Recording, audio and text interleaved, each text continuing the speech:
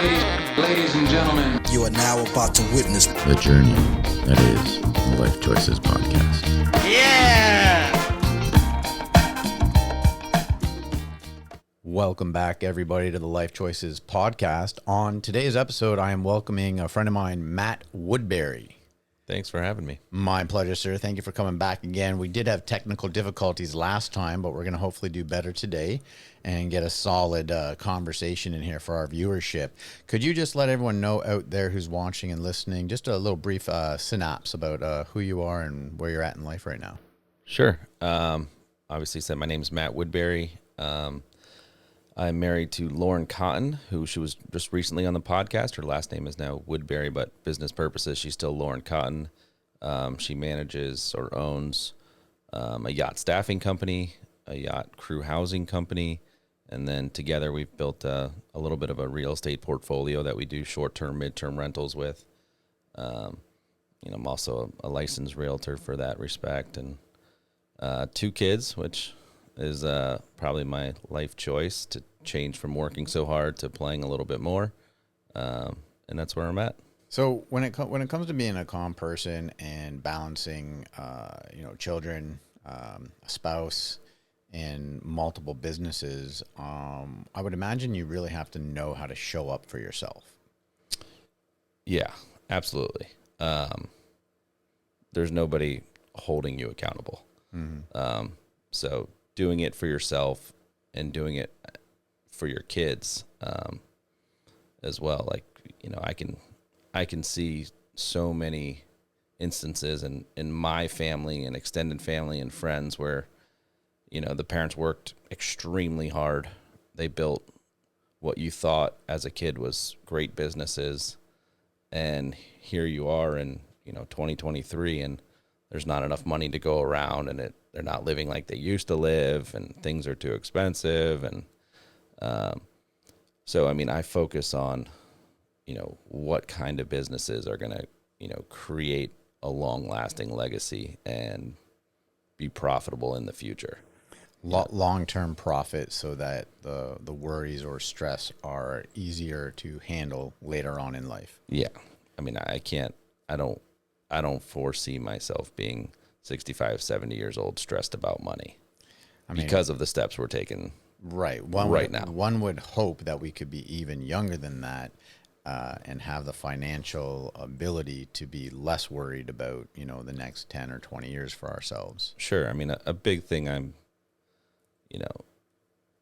a lot of people are looking into is just the financial freedom, right? It's not being, a billionaire and living on yachts and things like that. It's, you can do it with a lot less. If you can manage your expenses and, bring in enough money to live and live how you want, it can be done with a lot less. But to do it for, whatever, I'm approaching 40, you need 50 more years of income. It takes strategy and planning, and, we're working on that right now. It's actually an interesting point, is the whole budgeting, which we don't get taught in school, which is unfortunate. Myself and people I knew back then, around 14, 15, 16 years of age, we had part-time jobs. And we went to school, and then we went to the job after school. We went to the job on the weekend. Yep. And, my parents obviously paid for like food and rent and, clothing occasionally. But if we wanted to do something fun, like on the weekend or whatever, go to the movies, we had to have our own money. And of course, back then, like, what you made for a child, you're like, wow, I got all this extra money. But if someone, you're 100% correct. If someone came in and said, listen, if you go to the bank right now and open up a whatever and put 25% of your paycheck in it every single week right now, and you continue on that while you're going through your teens and 20s, by the time you're 50, you will have X amount of money in this bank. And when you think about it, you totally could have lived off of 50, 75% of whatever that paycheck is, because for some of us, mom and dad were paying for room and board. Right. But no one, I love my mom and dad, but even they didn't suggest it back then. No. My mom had a smart idea of like opening credit cards in my name. Okay. Under her accounts for her, and I regular. had it as an emergency or whatever, and anything that would go on it would be paid off monthly. Okay. So basically, when I was in college, I had an 800 credit score. Wow. Which, helped us go out and rent houses and stuff with my friends when I could qualify to rent places and things like that, based on that. So that's a trick some parents are using. Not every credit card will report the sub users, but some of Okay. them do. So you got to figure out which ones do it. Right. A little research. A little bit of which research. doesn't hurt anybody out there. A lot of people hit you and I up individually for advice in the fields that we're in, when they could just go online nowadays and just do a little research, find out the right information, and then make a move.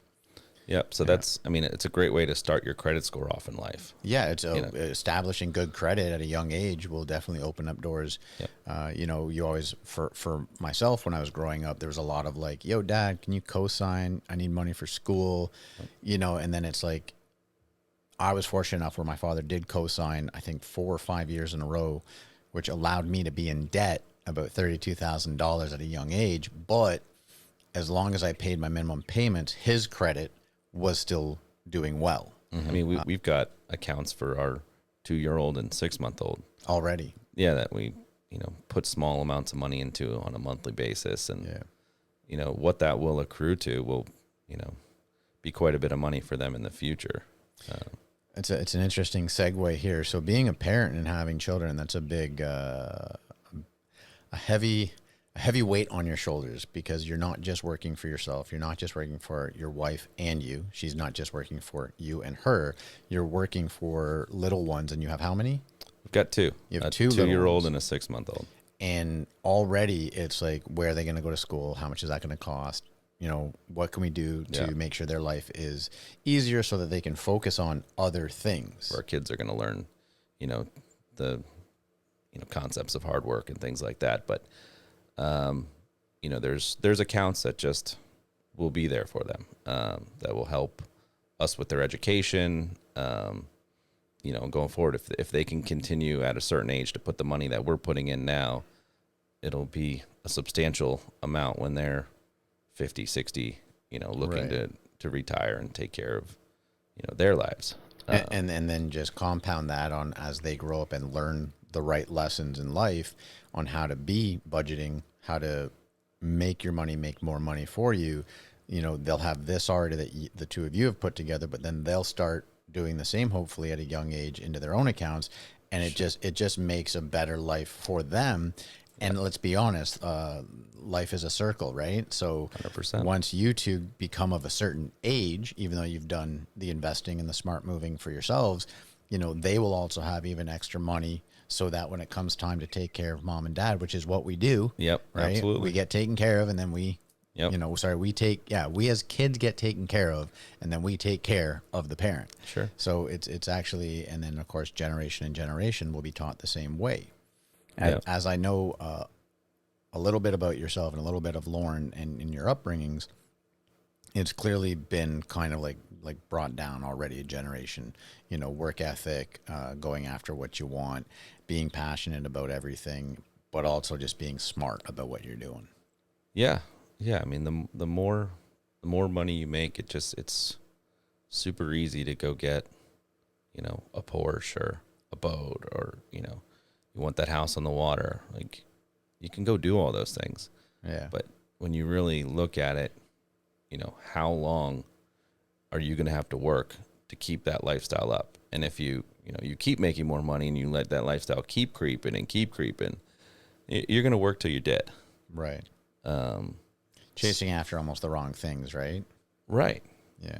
Like it's our Tahoe's an amazing truck.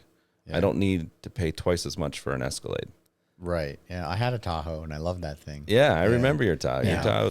I realized that I didn't need a fancy, flashy car. I just needed to get A to B. And what's more important to me is my dream, my passion, and my business. The business. Yeah. Yeah. What made the shift for you? Because as young people, we see a lot of athletes and musicians and what we call celebrities through TV and movies and whatnot. And most people aspire to create that kind of wealth or that kind of visibility so that you can have the trips on the yacht and the Porsche and the Rari and all those fun things. At what point, like, what was it that kind of made your mind shift and realize, okay, maybe there's something else more important, like longevity, than that? A distinct moment in time is having our first kid. Okay. I would work till whatever hours of the night, answer the phone, do whatever. And then, immediately when our first kid came out, Matthew, it was, this is different. Lifestyles change. I didn't want to answer the phone at night, obviously there's emergencies and you take care of whatever you need to, but, finding that most things can wait. It can wait till you're in the office at 8:00 the next day.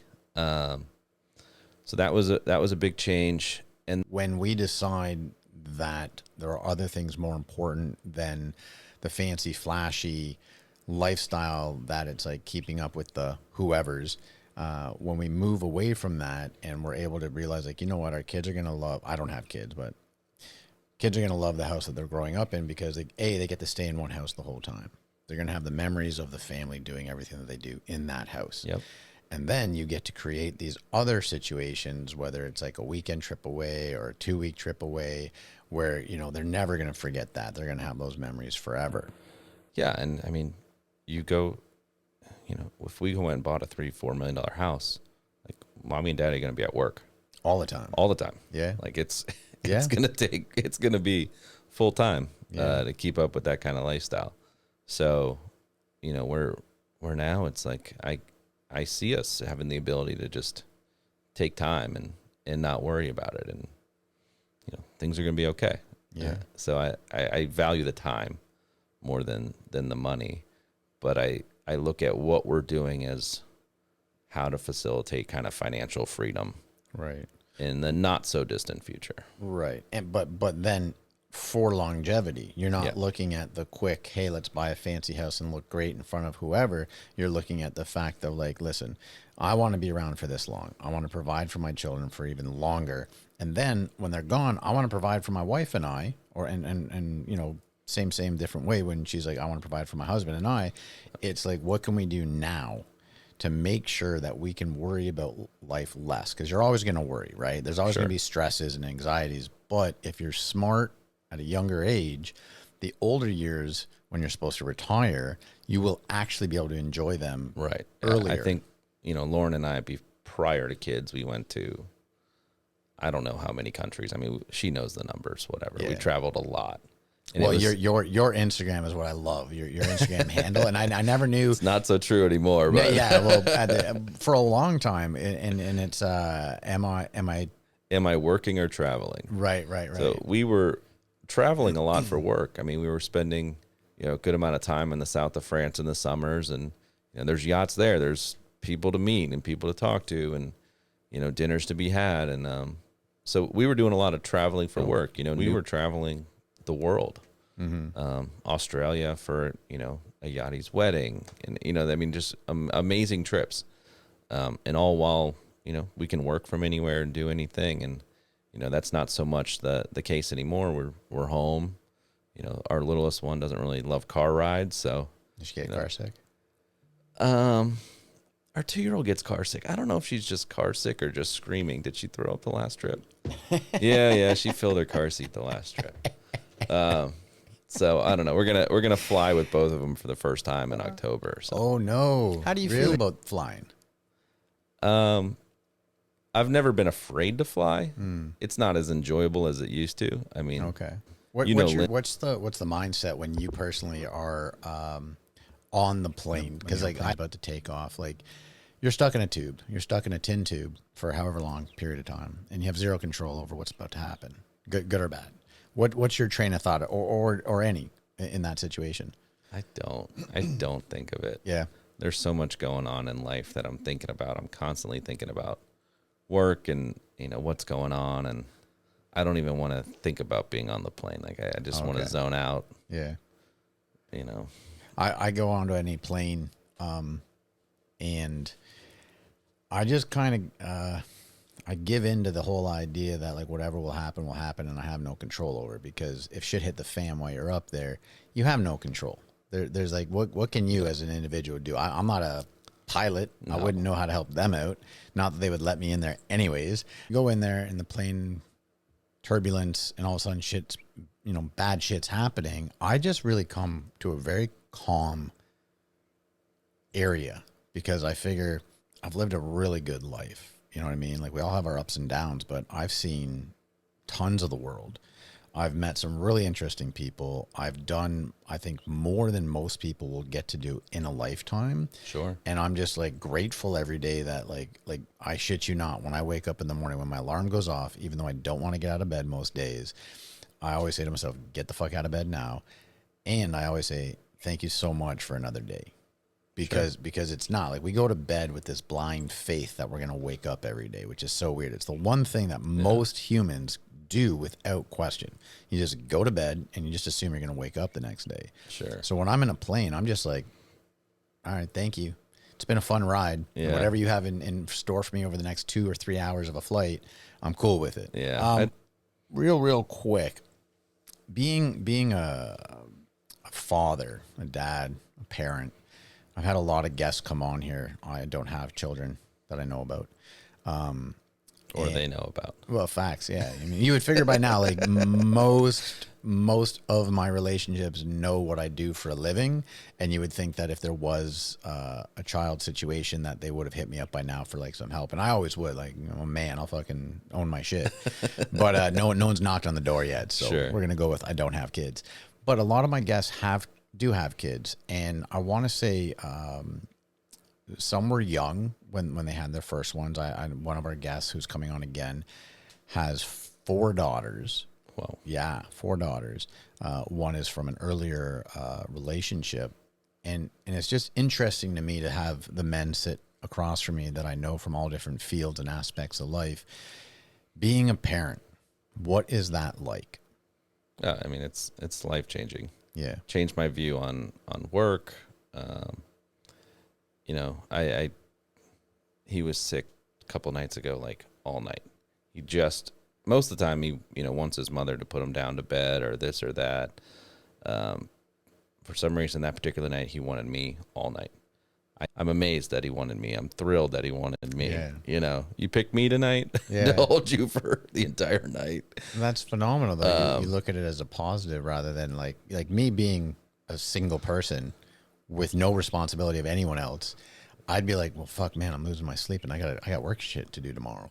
Yeah. But not the case. It's a weird feeling where it's like, it's tough to stay up with him the entire night, but he chose me. Yeah. And I love it. And that's why I'd rather, work 4 days a week and take another day, and, just seeing him Saturday and Sunday for a full day is not enough. Like, I'd rather just take a day off in the week and hang with him, and, my daughter as well. Like, she'll be the same, I'm sure. Yeah. How old is she right now? Just turned 7 months. 7 months. Jesus. Yeah. Like tiny little bobbleheads almost. Yeah. Well, now, I mean, she's huge for 7 months. She's off the charts in height, and eating. Once they can hold their head, they're much more fun when they can sit up and play, and you can hold them. Like, before, you're so fragile. You're so scared to hold them when they're super little. I'm not even a dad. I'm an uncle, which is not home all that often because I travel for a living.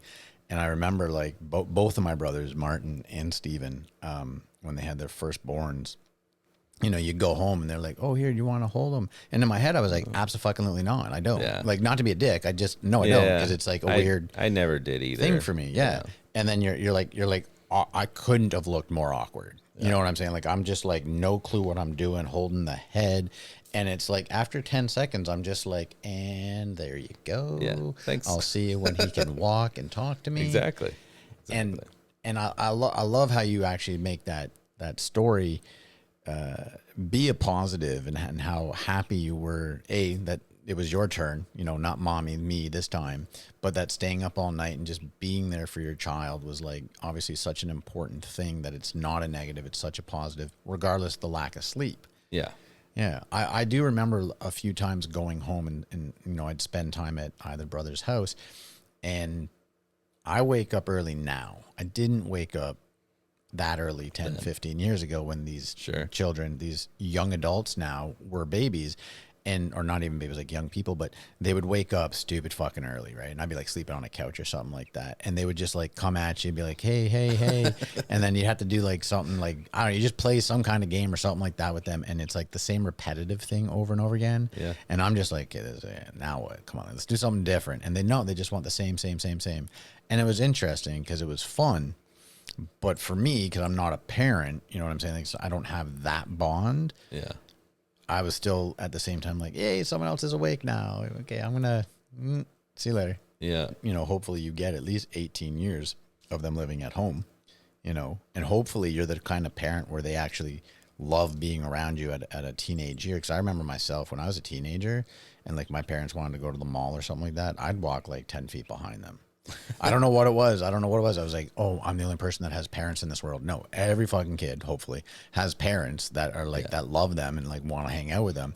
And I was like, as a teenager, I was like, nah, I don't want to be around you guys. I want to be out on my own. But then as I grew up, it's kind of like you move out and you're like, damn, I wish I'd spent more time. Sure. You know, like, especially like, you know, my dad's been gone now, passed on for like 6 years now. And it's like, you know, I still have a relationship because I'm one of those people that believe like, you know, he's still there. And, you know, I talk to him when I need to with Lyfe. I think it's important that even though someone's passed, you still have some kind of bond with them. But do I wish I had more time with him physically? Absolutely. Sure. You know, I really do. And I know he did everything he could to be a loving father and be there. Yeah. Which is not easy.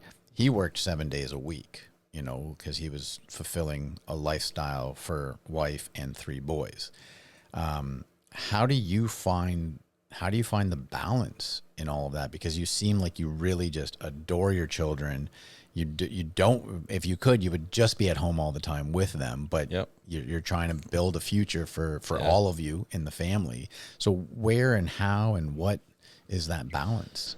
You know, I think real estate is our, you know, ticket to finding more freedom of time. Like I see that as our future. So building you know, our little portfolio that produces some cash, but is growing leaps and bounds in equity, is really where I see our future, bringing us a little more freedom.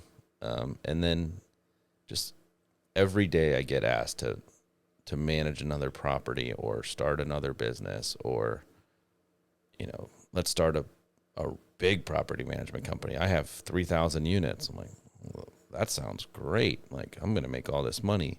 Like, but I'm the worker bee. Like, this guy's got the 3,000 units and he wants me to be the worker bee, you know, and hire all the team and this and that. I'm like, these are decisions that I look at every day. So, I mean, I look at all these decisions and just say, what are we doing that makes sense? And really try to scale back to what makes sense.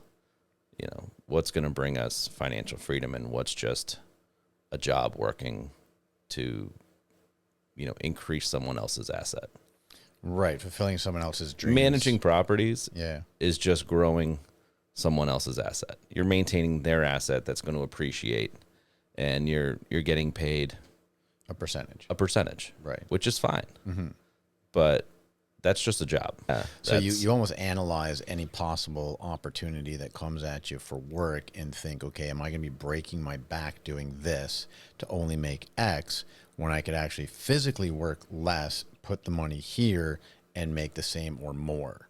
So the balance is really like, okay, am I going to break my back doing this for someone else's wallet, or can I work with less hardship on myself and still have the same amount of money coming in, which inevitably will allow your fun time to be there? Or if I don't make that money, mm-hmm. is that a problem? Right, like the checks and balance. Like, is it worth to do it? Yeah. Without making the money, what would happen? If it's, you know, 15 hours a month for this much money, is it worth the 15 hours a month? Mm-hmm. I don't know. You know, a lot of the times now it's no. Being that you are a unit of 2 people worrying about 2 other people, these are all conversations that you have to have, or is your partnership in a situation where the trust is there enough? The trust is there. Right. The trust is there. She, Lauren will question me at times. I would walk into her office and say, I need 30 grand. We're going to go buy this house. And she'd look at it, and I'd give her 2 more minutes of an explanation, and she'd be like, okay. And fund it, fund that job. We'd put the offer in and we'd go after it. It does sound like the two of you have a very trusting, if you could walk into your wife's business and be like, yo, listen, I got a great deal for us. I need 30 G's. And it takes all of about another 2 extra minutes on top of whatever the conversation was for the yes. That's phenomenal. Not everyone has that. I want to say most of the people that sit in that chair that have partners and kids typically aren't together anymore. So maybe they didn't have the right foundation to start on. I know you guys knew each other for quite some time before actually dating, and then, was a short period of time there after that to getting married. Lauren has already touched on this and her thoughts on it, and I forget the terminology she used, but I did love it. When it comes to picking a partner, this is a topic I think a lot of people do discuss, because most people growing up, they want to get married to somebody one day. What are some key factors, do you think, to your success as a marriage, or like even before kids, like how the two of you came together and stayed together? Listen, life is real. It's no bullshit. You have your ups and downs. You don't always agree. There's going to be fights, disagreements, what have you. How do you feel it, or what's important in finding that other half so that it's successful? Easy living together. It was just nice and enjoyable, and we didn't argue, and I don't know what any key factor. It's tough. Yeah. It sounds like it was just comfortable. Just different from the rest of yeah. everything I had prior. Everything before was a headache and heated. What do they say? Crazy in love. People are crazy in love, but you don't want that. You want to be comfortable in love, because crazy in love is all that drama and that like getting mad in a bar and arguments and stupid shit that children do.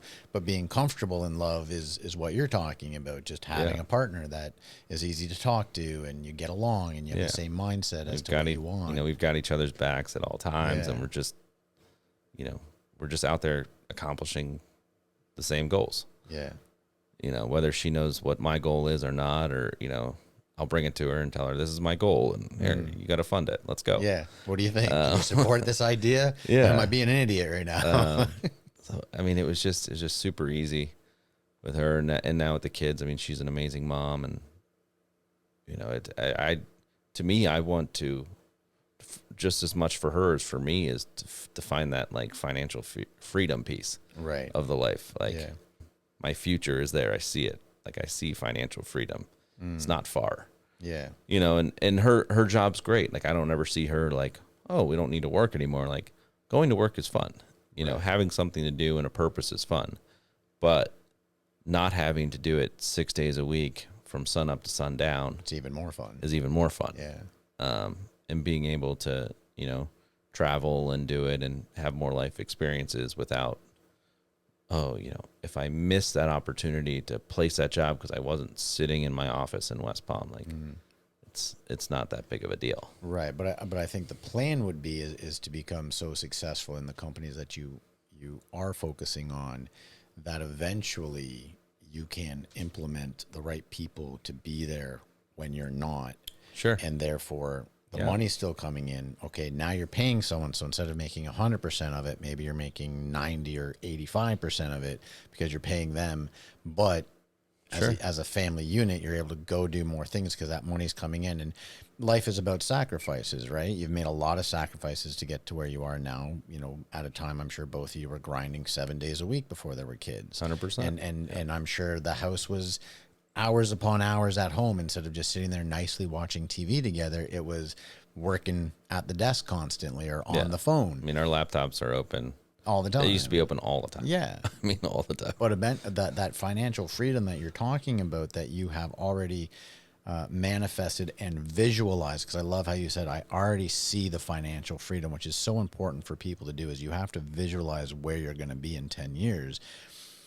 And then having those companies still running, because you still would like that income. Sure. But eventually you could even get to the point where you hire someone else who becomes a partner, and now 50% is coming home, but you're not there. So you don't have to worry about putting in the hours at work. Buying your time back is huge. Isn't that? Yeah. So that's probably one of the bigger goals then, is you don't want to ever just forget or even sell the company. No. Is the money good? Sure. But how much time, how much work? What's going to be taken away from our kids? Yeah, exactly. I mean, the time comes straight off your family time. So, you know. But I love where your mind's at, because time is such a weird concept. None of us have a great deal amount of time. We don't even know how much time we do have. That's just a fact. Right. And going back to schools, right? Schools teach you to be the good employee and go work For someone else. To go line work for their someone pockets. else and, 40, 50, 60 hours a week and get your paycheck. For 40, 50 years. Yeah. Doesn't make sense. You can't retire after 40, 50 years now. No. And you can't get that time back either. No. Yeah. But I like where your head's at, where it's like all your decision making seems to come down to the value of time. You know, time with my kids, time with my family.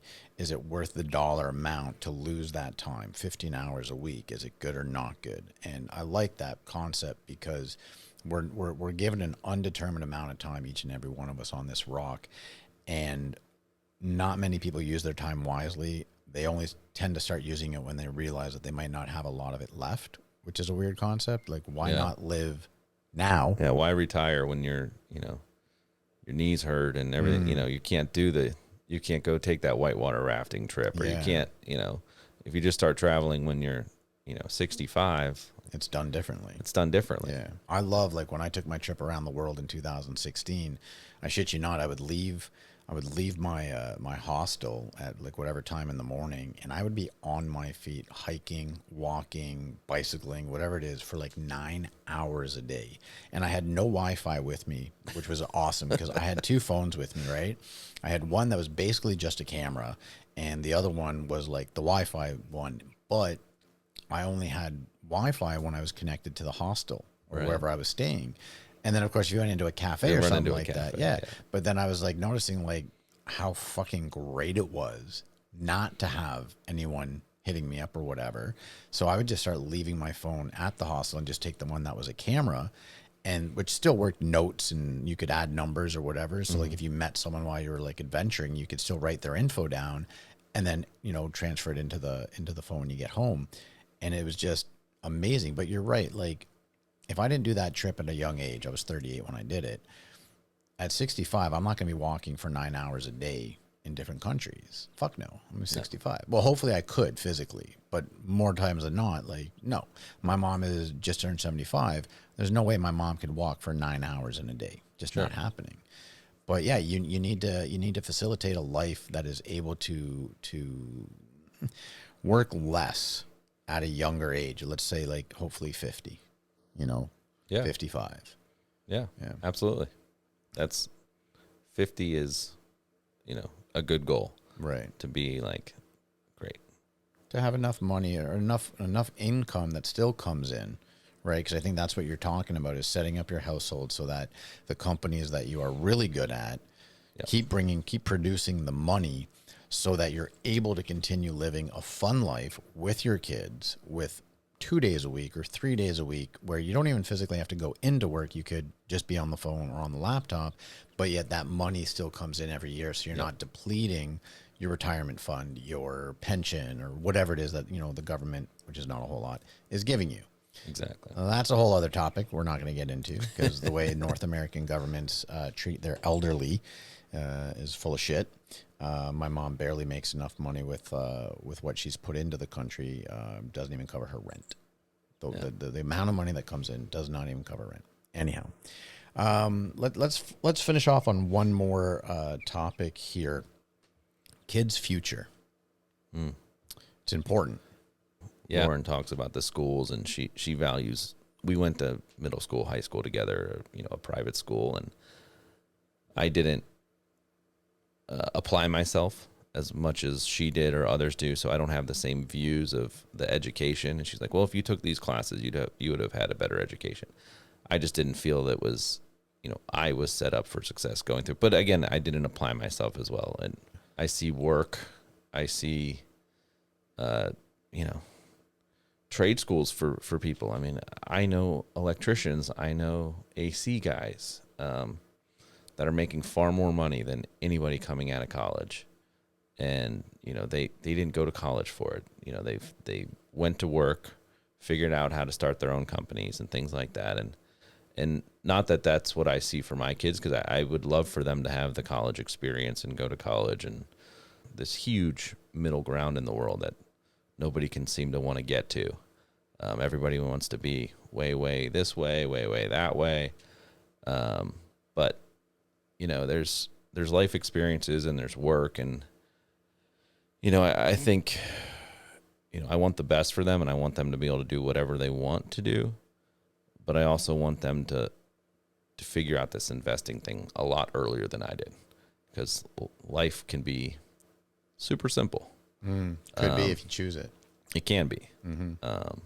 Lauren and I are late in the game to that respect, but our kids won't be. They'll have that figured out and taught. I foresee very, very soon that, if they can work, there's tax loopholes for everything. You can pay your kid $12,500. It comes tax free to you because it's a deduction. It's tax free to them because it's less money in their minor.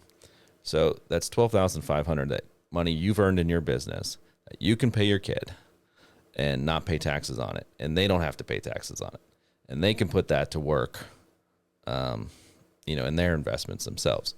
So, and it doesn't, they don't have to be legal age to work. They don't have to be 15, but they do have to be reasonably doing something that would earn that kind of money. Okay. Right. So what age can they mow the lawn, take the trash out, work on the properties to some extent. So, I definitely foresee my kids working in and on our businesses at an early age and learning the investment side of things. You don't have to be me. You don't have to be full-time real estate. You can be a pilot and own real estate. You can be a firefighter and own real estate. Whatever you want to do, is fine with me. But they're going to learn, the art of investing at an earlier age.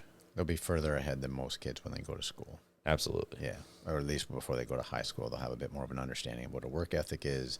They'll understand what planning for your future is, which most of us grew up kind of just worrying about today, which is not a bad thing, but you could have been more prepared. I'll take some accountability on myself where I was not applying myself in my entire education until I went to culinary school. I thought the whole system was full of shit and teachers were full of shit. And yeah, that's where I land with high school and whatnot. But I went to public school. The information is there for you if you want to find it, absolutely, and you can learn other things, especially nowadays with the internet. You can research and find out all about different things like budgeting and investing and stocks and real estate and so many more things. It sounds like you definitely have your kids' best interest at heart for their future. It sounds like they'll probably hopefully grow up to be very, very good at those aspects before going to school or while they're going to school, which is excellent. Yeah, that's the goal, right? Yeah. Just that's a different level of education where, I can look at a lot of what I did in college and, once you get into your field, I was in an economics major and then I got an MBA later on in life, and those are great skills. And I was taught great skills. But, the investment side of things can, what I've learned after on my own as proved way more valuable than anything that I've learned in school. Has more value than what the teachers were trying to teach you. Well, again, that's another topic for another day, is our teaching linear system. algebra. That's a nightmare. fucking wouldn't even know where to start, dude. I fucking hated math class. Absolutely. I mean, I wish I was more accountable back then. I wish I did learn more things. I wish I read more, but I didn't. And I wish in college I had taken a business class. You got some good books behind you. Oh no, this is where I get my education. Absolutely, Yeah. this is Rich Dad, Poor Dad. Everybody should read that one. This is my education. This is what has brought me to who I am now, and I love it. And I'm never going to stop reading now that I've started doing it. Only about a year ago, I went through all of high school paying people to do my my English class work and whatnot, which is a stupid thing, but whatever. I am who I am, and I'm fine with it. Yeah. We evolve. We're exactly. Good. As long as you're learning every day, I think is a good thing. I love where your head's at. I love your mindset. I appreciate you sharing all that you are with us today and how you are as a parent, a father, how you're going to bring your kids up. It's amazing. I hope that all of our viewers out here and listeners on our audio platforms have appreciated this conversation. Thank you very much for coming here today. If there's anyone that wants to reach out to get some conversation about real estate or crew agencies, I'll be able to grab your info, and it's all down here, down below. You can contact Matt or Lauren at any one of the social platforms down below here. Hopefully we'll have another conversation with both you and Lauren. We have the setup for a three-person. I'd love to do a 3-1. That'd be awesome. You'd be like our group therapist. It'd right? be fun. It's pretty much what it is, right? It's a little therapy session. Were you happy that he asked for $30,000 in 2 minutes? Yeah, we're gonna find out, eh? Or are you just amenable to him? Because you know she's gonna watch this episode, and you guys are gonna be sitting in the living room. It's gonna be interesting how that conversation goes. Thank you once again to all of our lifers, everyone that's been with us from the beginning. I appreciate every one of you. For anyone that is new, feel free to scroll on down and hit subscribe, like, comment, share, hit the bell if you get notification of what's coming up next. Remember, every Tuesday at 2, we're here on the Lyfe Choyces podcast. All of our socials are down below if you want to follow us on TikTok or Instagram. If anyone wants to, excuse me, if anyone wants to come on here as a guest, feel free to email us as well, which is just down below here. If there's a topic you'd like us to talk about, again, just leave it in the comments. Otherwise, we'll see you here next week, Tuesday at 2 on the Lyfe Choyces podcast. Much love, everyone.